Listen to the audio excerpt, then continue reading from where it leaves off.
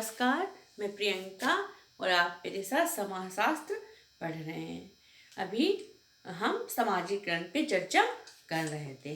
तो समाजीकरण क्या है? समाजीकरण कि आप जो है समझ भी नहीं पाते हैं और आप अपने समाज का हिस्सा हो जाते हैं। सरल शब्दों में बस समाजीकरण यही है कि आप समझ भी नहीं पाते हैं कि आपके साथ क्या हो रहा है, या आप जो कर रहे हैं वो क्यों और कैसे कर रहे हैं, या आपने उस कार्य को कैसे सीखा और आप उस कार्य को बहुत अच्छे से करने लगते हैं, या वह आपकी दैनंदिन जीवन का एक हिस्सा बन जाता है और आपका एक सामाजिक जीवन जो है वह आपके समाज से मिलता जुलता ही आपका सामाजिक जीवन बन जाता है। सामाजिक जीवन मतलब आपके व्यवहार, आपकी जो सामाजिक जीवन का नजरिया है, जो खान पान है, सब कुछ आपके समाज से ही प्रेरित होता है। बस यही समाजीकरण है।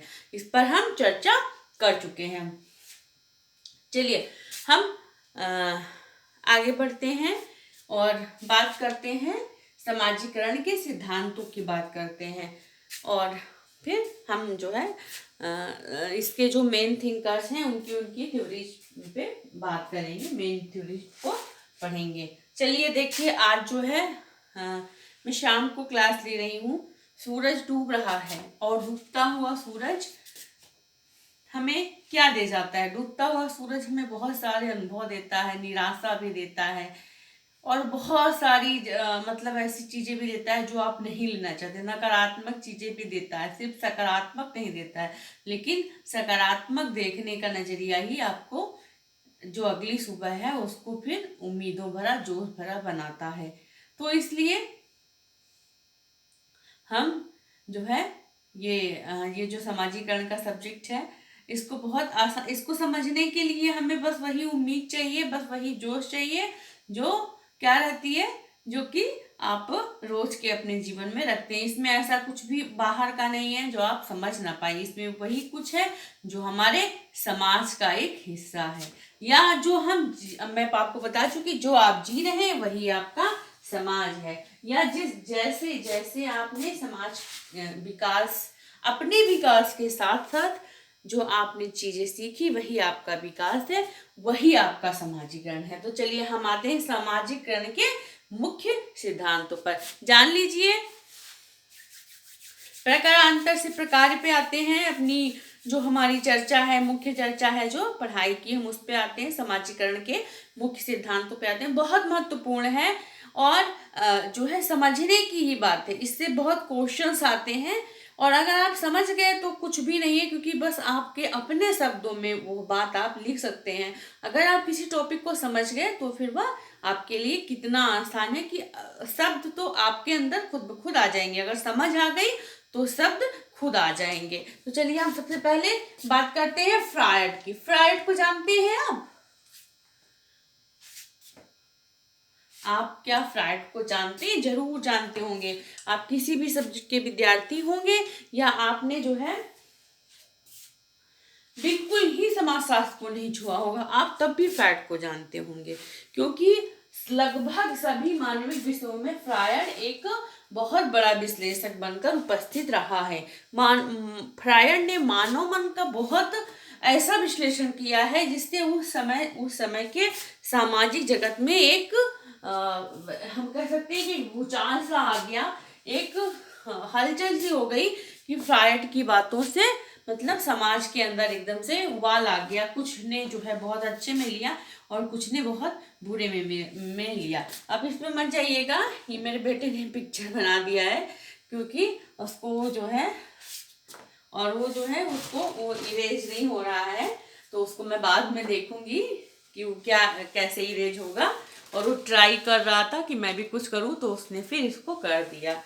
ठीक है, चलिए फ्रायड पे आते हैं। वियना का एक वैज्ञानिक जिसने एक ऐसी बात कह दी कि मनुष्य के मन के 3 स्तर होते हैं। मनुष्य जो है वह उसके मन के 3 स्तर होते हैं। मन के क्या 3 स्तर होते हैं?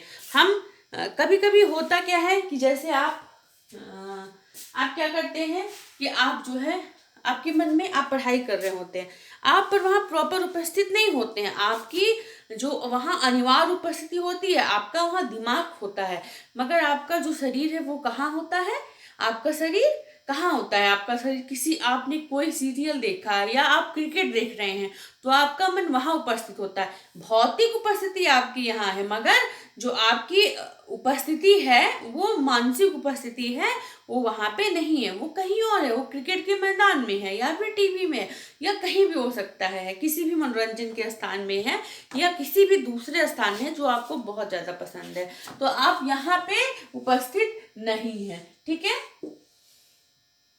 लेकिन ये सबसे पहले क्या हुआ, सबसे पहले इदम, सबसे पहले ये इड में आया है, ये सबसे पहले ये विचार इड में आया है, फिर इसमें गया है और फिर इसमें गया है, क्योंकि व्यक्ति जो है वो कई बार सोचता कुछ और रहता है और उसके अंदर कुछ और चलता है। ये ईगो क्या करता है, ईगो इन दोनों के बीच का एक कड़ी है, ये इन दोनों को जोड़ता है।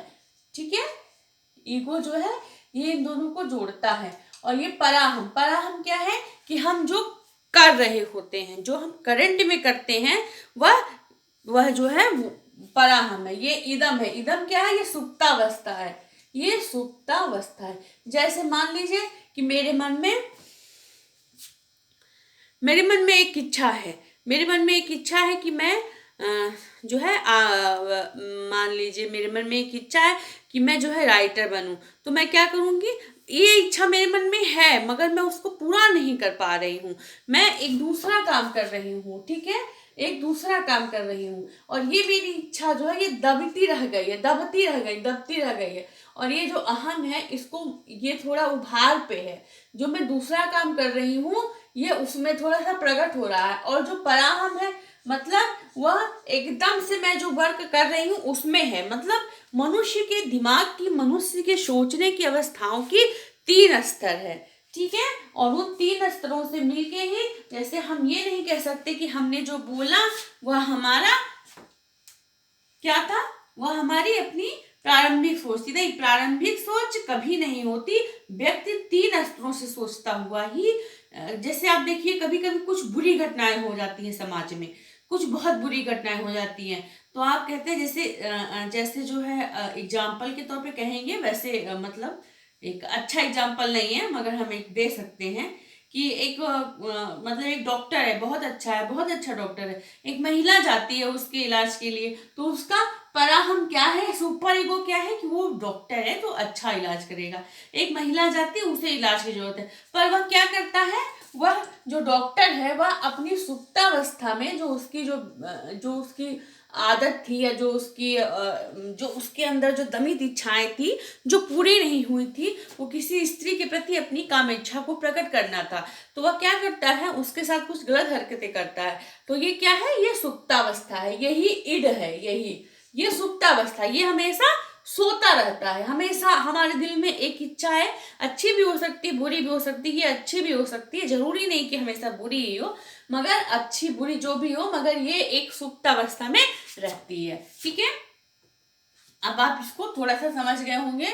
और दूसरी बात जो फ्रायड ने कही, वह सबसे जो मतलब जिस पर जो सबसे ज्यादा जो है पूरे विश्व के कान खड़े हो गए एकदम से, वो उन्होंने कहा कि पुत्रियां जो है वो अपने पिता के प्रति आकर्षित होती हैं और जो पुत्र होते हैं वह अपनी माँ के प्रति आकर्षण का मतलब उन्होंने कामेच्छा से जोड़ा। कामेच्छा मतलब उन्होंने कहा कि 2 वर्ष के बालक में भी काम वासना होती है, 2 वर्ष के बालक में भी काम वासना होती, काम वासना के अंतर्गत ही वह अपनी माँ के स्तनों को जब चूसता है तो वह जो है काम वासना के अंतर्गत ही उसके दूसरे जो स्तन होते हैं उसको निचोड़ता रहता है। इस पर इन्होंने बहुत सारी चर्चाएं करी हैं, मगर जो सबसे महत्वपूर्ण बात है, हालांकि बाद में बहुत सारे विद्वानों ने बाद के लगभग सारे थिंकर्स ने फ्रायड की निंदा की और ये कहा कि शिशु और माँ के बीच ऐसा जो फ्रायड ने कहा, जो ऐसी मनोग्रंथि की बात की, यह पूरी तरह से निर्मूल है, क्योंकि माँ और बच्चा पूरी तरह से जो है वो अपनी एक अलग भावना के साथ जुड़े रहते हैं।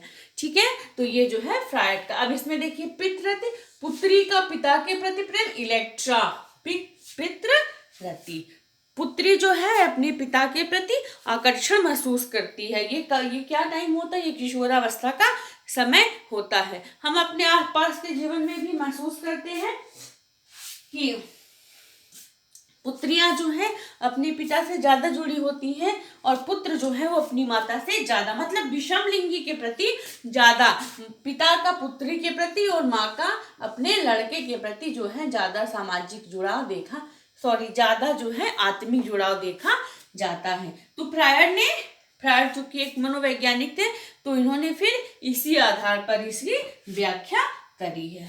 ठीक है, अब आप समझ गए होंगे, और अगर नहीं समझे होंगे तो आप मुझे छोटा सा एक कमेंट करके बताइएगा कि आप जो है क्या नहीं समझे हैं। ठीक है, पितृरति और मातृरति में तो आप समझ गए होंगे। चलिए, और सेकंड पे आते हैं कूले। कूले क्या है? कूले की थ्योरी जो है ये सोशल लुकिंग ग्लास सेल्फ, सामाजिक आत्मन का सिद्धांत। सामाजिक आत्मन का सिद्धांत क्या है? सामाजिक आत्मन का सिद्धांत बहुत आसान है। सामाजिक आत्मन का सिद्धांत यही है कि आप मुझे जिस चश्मे से देखते हैं, मैं अपने चश्मे से अपने को जो देखती हूँ मैं वही हो जाती हूँ, क्योंकि अगर आपने मुझे देखा कि आप जो है अच्छी टीचर हैं, ये अच्छी टीचर हैं, ये अच्छी टीचर हैं, ये कॉन्सेप्ट को क्लियर करती हैं इन द सेंस बता रही हूँ, नॉट सीरियस, कि ये अच्छी टीचर हैं, ये जो है सब्जेक्ट को बहुत अच्छे से क्लियर कर देती हैं, ये जो भी बताती हैं साफ बताती हैं, अच्छा बताती हैं, तो क्या होगा, मैं भी वही मान लूंगी कि आपने तो मेरे बारे में बहुत अच्छी धारणा, हाँ सही बात है। और अगर आपके मन में धारणा बन गई कि ये अच्छी टीचर नहीं है, इनका नहीं देखना है, ये अच्छा नहीं पढ़ा रही है, तो मेरे मन में भी वही बातें जो है आने लगेंगी। मतलब हम वही बनते हैं जो हमें समाज बनाता है, हम वही सोचते हैं जो हमें समाज अपने लिए, जो हमारे लिए जो समाज सोचता है, हम वही सोचते हैं। ये है looking glass. Looking glass means जो इन्होंने कहा है, जैसे शीशे का एक मतलब वो एक आप समझ सकते हैं, जैसे एक पूरा शीशे का एक प्रारूप है, उसमें आप खुद को देखेंगे तो आप जो है वही नजर आएगा। यही समाज का एक जो नजरिया है, हम खुद को उसी रूप में देखते हैं। मतलब हम अपने आप को अपने नजरिए से कभी नहीं देखते। इसमें आप दुर्खीम की जो एक थ्योरी है उसको समझ सकते हैं कि समाज ही देवता है।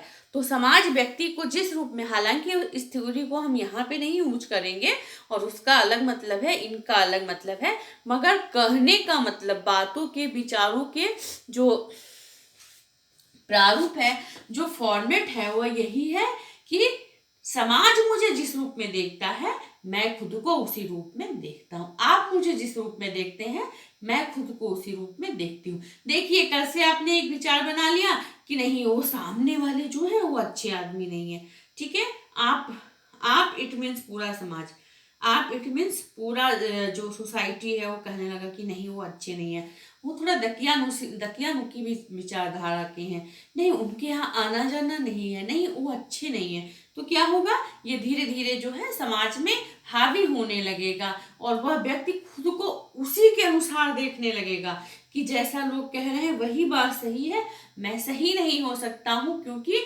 लोगों ने मेरे बारे में गलत धारणा बना ली है। तो सामाजिक आत्मन का जो विकास होता है वह समाज के विचारों के अनुरूप होता है। मतलब हमारे बारे में समाज जो सोचता है अपने बारे में हम वही बात सोचने लगते हैं। आप समझ गए होंगे। अगर नहीं समझे होंगे तो आप मुझे थोड़ी थोड़ी जो है ये प्रॉब्लम्स है कि अगर आप कोई सेल्फ स्टडी कर रहे हो, कोई भी अच्छी बुक्स पढ़ रहे हो, तो आप इसको 2 मिनट में समझ जाएंगे। एक लेक्चर्स देखिए और फिर उसके बाद बुक्स जरूर पढ़िए, या फिर इन चीज़ों को थोड़ा सा डीपली जो है देख लीजिए, खोल के देख लीजिए। और वैसे भी जो है मतलब सेल्फ स्टडी का कोई महत्व नहीं है, मतलब कोई ऐसी वो नहीं है जो सेल्फ स्टडी को कम कर सके। सेल्फ स्टडी का महत्व, तो आप जो है सेल्फ स्टडी करके अगर एक बार वीडियो देखेंगे तो आपको जो है बहुत अच्छे से कोई भी बुक से कर लीजिए। ऐसा कुछ नहीं है कि कुछ ऐसा है कि आपको जो है समझ में नहीं आए। समाज मुझे जिस रूप में देखता है मैं खुद को उसी रूप में, सामाजिक आईना, सामाजिक आईना, समाज मुझे जिस रूप में देखता है जिस रूप में देखता है, सॉरी देखते हैं हो जा रहा है, देखता है, मैं वही हूँ, मैं वही हूँ।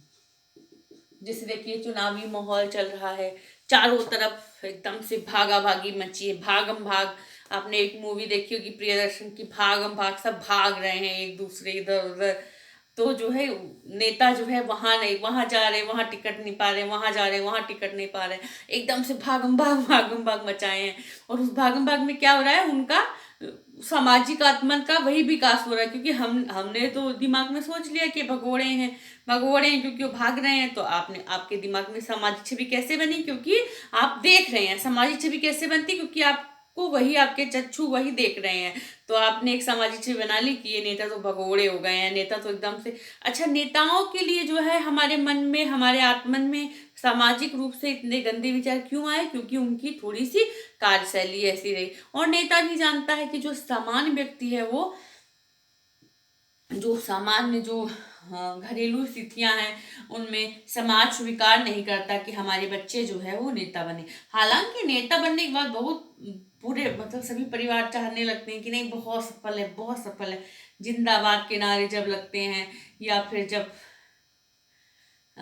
मतलब एक बहुत ही तेजी से जब प्रचार प्रसार होता है, या जब उसे लाभ होने लगता है, सामाजिक लाभ, आर्थिक लाभ की बात मैं नहीं कर रही हूँ, जब सामाजिक लाभ होने लगता है, माता पिता को बहुत सम्मान मिलने लगता है समाज में, सामाजिक आत्मन के रूप में वो बहुत प्रतिष्ठित हो जाते हैं, तो उनको लगता है कि ये तो फिर बहुत अच्छा है, फिर मेरा बेटा नेता ही और बनना भी चाहिए। क्यों? क्योंकि अगर अच्छे लोग नहीं जाएंगे तो फिर बुरे लोग तो जाएंगे ही। बुरे लोग इट मीन्स वो लोग जो कि अच्छे से, जो कि वहां पे बस क्या करने जा रहे हैं, दल बदलू करने जा रहे हैं। दल बदलू क्यों कर रहे हैं आप बहुत अच्छे से जानते हैं, आपको नहीं बताना है, ठीक है। चलिए प्रकारांतर से प्रकार पे आते हैं। समझ गए होंगे आप सामाजिक आत्मन बहुत ईजी है। लुकिंग ग्लास सेल्फ, आप मुझे जैसे देखते हैं, समाज मुझे जैसे देखता है, मैं खुद को वैसा ही देखती हूँ। तो आप मुझे अच्छी टीचर के रूप में देखेंगे तो मैं अपने आप को अच्छी टीचर के रूप में देखने लगूंगी, ठीक है। बस यही चीज है, जॉर्ज मीड, मैं और मुझे। अब चलिए देखते हैं मैं क्या है।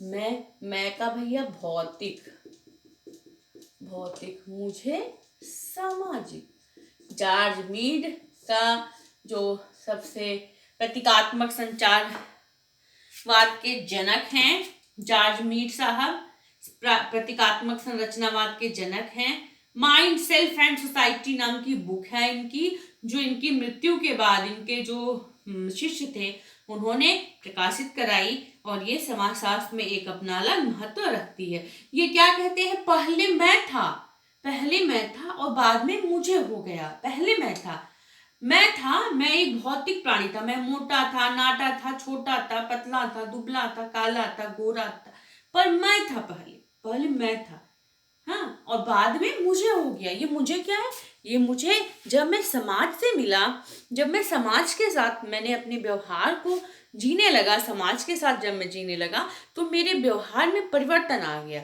या मेरे साथ बहुत सारी चीजें या बहुत सारे सामाजिक रिश्ते जुड़ गए, तो मैं क्या हो गया, मैं मुझे हो गया, ठीक है। इस पे रविन्द्रनाथ टैगोर की एक जो है वो है कि महिमा तोहिमा खड़क खपड़मा, महिमा तोहिमा खड़क खपड़मा सबमा व्यापत राम है। महिमा तोहिमा खड़क खपड़ में, खैर ये एक अलग प्रसंग में है कि मुझ में, तुम में, सब में एक ईश्वर है, मगर मुझ में, तुम में, उसमें सब में क्या है, मुझे। ये मुझे कैसे बना, ये मेरे हाड़ मांस के शरीर से, ये मेरे जो मेरा ये भौतिक शरीर था, ये सबसे पहले मेरी माँ से मिला, फिर मेरे पिता से मिला, फिर परिवार के अन्य सदस्यों से मिला, दादा दादी, चाचा चाची, नाना नानी, भाई बहन, मौसा मौसी, बुआ बुआ, बहुत सारे रिश्तों से मिला। और फिर उन रिश्तों के बाद भी ये और बाहर गया, फिर ये खेल के मैदान में गया तो और दोस्तों से मिला, ठीक है, बहुत सारे दोस्तों से मिला। फिर ये और बड़ा हुआ, इसने विकास का और एक पायदान ऊपर चढ़ा, ये कॉलेज में गया, इसके और सारे दोस्त बने, फिर ये यूनिवर्सिटी में गया, इसके और सारे दोस्त बने, फिर ये खुद व्याख्याता हो गया, खुद लेक्चरर हो गया, तो इसके और सारे दोस्त बने, फिर ये ये मैं रही नहीं गया ना, ये तो मुझे हो गया। कैसे हो गया मुझे? क्योंकि अब ये सामाजिक व्यक्ति बन गया। सामाजिक व्यक्ति बनने का मतलब ये बहुत सारे रिश्तों के बीच क्या हो गया, जीने लगा। एक व्यक्ति जब भौतिक प्राणी से सामाजिक प्राणी में जिसका रूपांतर हो जाता है, वह क्या हो जाता है, वह मुझे हो जाता है। मैं से मुझे का रूपांतरण, ये मीड का सिद्धांत है। ठीक है, इसके इन्होंने 3 स्तर बताए हैं। ठीक है, इसके इन्होंने 3 स्तर बताए हैं। प्रारंभिक, जब हम बहुत शिशु थे, बहुत बच्चे थे, हम अपनी माँ के साथ रहे और हमने अपनी दुनिया सिर्फ अपनी माँ को समझा। माँ के साथ हमने खाया पिया उठा बैठा, या माँ ने खिलाया पिलाया सुलाया उठाया बिठाया, तो आपने खुद को अपनी माँ के साथ तादाद में कर लिया। आप जान नहीं पाए कि आपकी माँ के अलावा भी कोई है, या आप और माँ दोनों एक ही हैं। तो ये क्या है, ये प्रारंभिक स्तर है, जब बच्चा अपने से अपनी माँ को बिल्कुल अलग नहीं कर पाया। थोड़ा बड़ा हुआ और खेल के मैदान में पहुंचा, तो उसने क्या किया, सॉरी, खेल के मैदान में नहीं पहुंचा, थोड़ा बड़ा हुआ, ये फर्स्ट स्टेज है और ये सेकेंड स्टेज, सेकेंड, ये फर्स्ट, मैं लिखती चलती हूँ, ये थर्ड, अच्छा सॉरी लिखा तो है। अब ये थोड़ा बड़ा हुआ और क्रीड़ा करने लगा, तो ये और रिश्तों से मिलने लगा। जब ये और रिश्तों से मिलने लगा तो ये इसने समझा कि नहीं, और भी जो है रिश्ते हैं। तो फिर जब थर्ड में, जब ये खेल के मैदान में थोड़ा और बड़ा हुआ, इन्होंने 3 ही स्तर बताए हैं, और वह जो है वह बाल्यावस्था के स्तर ही है। क्योंकि ये मानते हैं कि जो मैं से मुझे बनता है, उसकी जो एक प्रारंभिक प्रक्रिया होती है, जो पूरे जीवन को निर्धारित करती है, वह बाल्यावस्था में ही होती है। तो ये क्या है, ये थर्ड पे ये खेल के मैदान में गया और इसने वहां व्यक्त अव्यक्त रूप से बहुत कुछ सीखा। जैसे व्यक्त अव्यक्त मीन्स, व्यक्त मीन्स कि जो है हम बता के करें, उसको मालूम है। और व्यक्त मीन्स कोई बच्चा चीटिंग कर रहा है तो हमको उस पर ध्यान रखनी है, मतलब कोई बच्चा खेल रहा है तो हमें ध्यान रखना है कि वो चीटिंग ना करे। तो ये क्या है, ये अव्यक्त है। ये वो अपने दिमाग में, या वो उस बच्चे को प्रकट नहीं होने दे रहा है कि मैं तुम्हें देख रहा हूँ, या मैं थोड़ा सावधान हो गया हूँ, मगर वह उस चीटिंग के खिलाफ है। तो यह क्या है, यह है मैं मुझे। इतने सारे स्तरों से होता हुआ व्यक्ति जो है मैं से मुझे बनता है। अभी देखिए ये खत्म नहीं हुआ है, मैं से मुझे हो गया, मगर ये खत्म नहीं हो गया, खेल पे आके खत्म हो गया। व्यक्ति जो है वह जीवन भर कुछ ना कुछ सीखता रहता है। ठीक है, एरिक एरिक्सन का है, इन्होंने 8 बताए हैं। 8 में जो है 4 तो पहले के हो गए, युवावस्था से पहले के 4 हैं और 4 युवावस्था के बाद के हैं। तो ये बहुत इंपॉर्टेंट नहीं है कि इनके सारे उस पर चर्चा की जाए। बस ये याद रखिएगा कि सामाजिक विकास के सबसे ज़्यादा स्तर जो है वह, सबसे ज़्यादा स्टेज जो है वह किसने बताए हैं, तो एरिक एरिक्सन ने बताया है। ठीक है, चर्चा अगर मैं करूँगी तो मैं अगली क्लास में फिर इनका और मैं अगली क्लास में आपको बता ही दूंगी, आपको मैं क्लियर कर दूंगी। ठीक है, आइए पार्सन्स पे चलते हैं। पार्सन्स एक ऐसे विद्वान जिन्होंने 4 स्तर बताए सामाजिक विकास के, कि व्यक्ति कैसे सामाजिक आत्मिक से सामाजिक प्राणी बनता है। सबसे पहला क्या है, मौखिक। मौखिक 1 से 1.5 वर्ष लगभग ये उम्र होती है। बच्चे ने जन्म लिया, बच्चे ने दूध पीना सीखा, माँ के साथ सोना जगना उठना सब कुछ सीखा, और बच्चे ने माँ के साथ, बच्चे ने समझा कि मैं और माँ एक हैं। बच्चा ये नहीं समझ पाया कि माँ अलग है और मैं अलग हूँ। बच्चे ने खुद को माँ के साथ बिल्कुल तादाद में कर लिया। बच्चे ने ये समझा कि मैं और मेरी माँ बिल्कुल एक हैं। मैं तभी आपको बोलती हूँ कि वो रिश्ता जो आपके साथ जिसका इतना तादाद में हो जाए कि आप भूल जाओ कि हम और वो दूसरे हैं, वही उस रिश्ते से बड़ा कोई ऐसा रिश्ता नहीं। और अगर आप उसको हमेशा अपने दिल में लेके चलेंगे तो आप जीवन के किसी भी मोड़ पे अकेले नहीं होंगे, या जीवन के किसी भी मोड़ पे निराश नहीं होंगे। क्योंकि ऐसा रिश्ता, अब आप सोचिए कि ऐसा आपकी माँ ने क्या किया होगा आपके लिए, या ईश्वर की ऐसी कैसी व्यवस्था है कि जब आप और माँ एक हो गए, आत्मिक रूप से भी आप एक हो गए। शरीर के साथ तो भौतिक रूप से आप अपनी माँ पे निर्भर थे, पर अब ऐसा क्या हुआ कि आप जो है मानसिक रूप से भी एकाकार हो गए। तो यह क्या है, यह मौखिक अवस्था, ओरल एज है। ठीक है, गुदा ये 1.5 से स्टार्ट होता है। बच्चे को हल्के छोटे मोटे काम सिखाए जाते हैं। ठीक है, जैसे बच्चे को थोड़ा सा सभी समाजों में अलग अलग है। किसी समाज में शौच के नियम किसी उम्र में सिखाए जाते हैं और किसी समाज में किसी उम्र में सिखाए जाते हैं। जिस समाज की जैसी जरूरत होती है या जैसी संस्कृति होती है, जैसा कल्चर होता है, जो समाज या जो माँ अपने बच्चे को जिस रूप में ढालना चाहती है, तो वह उनका अपना एक ये मतलब विवाद का मुद्दा नहीं है या बात का मुद्दा नहीं है। ये उनका अपना विषय है कि वो किस उम्र में अपने बच्चे को क्या सिखाना चाहते हैं। मतलब ये वह उम्र होती है जब बच्चे को शौच क्रिया आदि अपने वर्त कराने शुरू किए जाते हैं। ये सभी समाजों में अलग अलग अलग, लेकिन जो एक मूल है जिसपे मतलब सभी थिंकर्स मतलब सहमत हैं, वह लगभग जो है 2.5 वर्ष से स्टार्ट हो जाता है। ठीक है, कि इस उम्र से माँ ने बच्चे को या समाज ने बच्चे को अपने काम करने की जो प्रारंभिक शिक्षा है, प्रारंभिक एजुकेशन है, वह देने लगे। मातृत्व ऑडिपल स्टेज, ये मैं आपको बता चुकी हूँ। ये 8 या 9 से है और लगभग कितने सालों तक है ये देखेंगे हम। ये लगभग जो है 12 या 13 तक है, जब तक जो है लड़का जो है वो माता के प्रति और लड़की जो है वो पिता के प्रति जो है वो प्रेम को अपने महसूस करते हैं।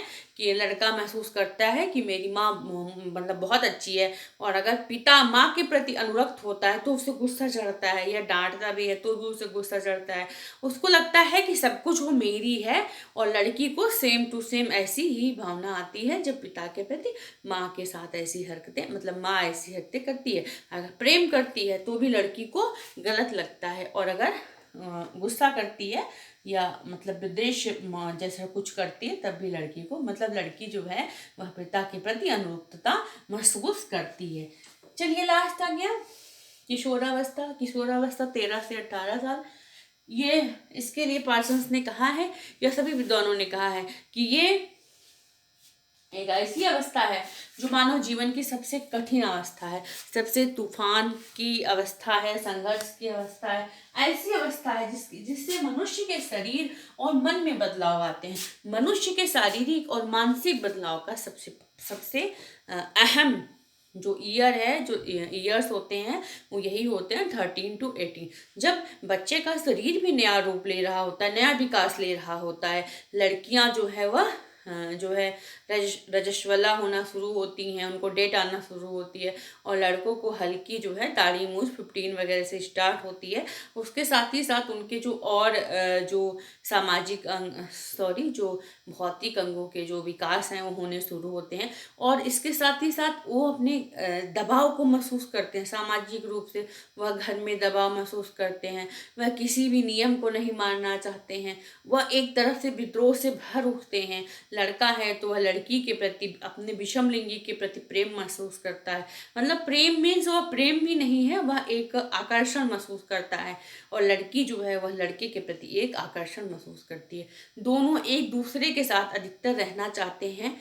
दोनों का मतलब है कि एक जो बायोलॉजिकल बात की जा रही है, किसी एक पर्टिकुलर पर्सन की बात नहीं की जा रही है। मतलब दोनों विषम लिंगी जो है वो एक दूसरे के साथ रहना ज़्यादा पसंद करते हैं। सामाजिक नियम इन्हें इस समय रुचिकर नहीं लगते। माँ बाप का अनुशासन इनको नहीं भाता। क्यों नहीं भाता? क्योंकि ये इस अवस्था में है जो शरीर और मन दोनों के बदलने की अवस्था होती है। इसमें शरीर भी नया रूप लेता है और मन भी नया रूप लेता है।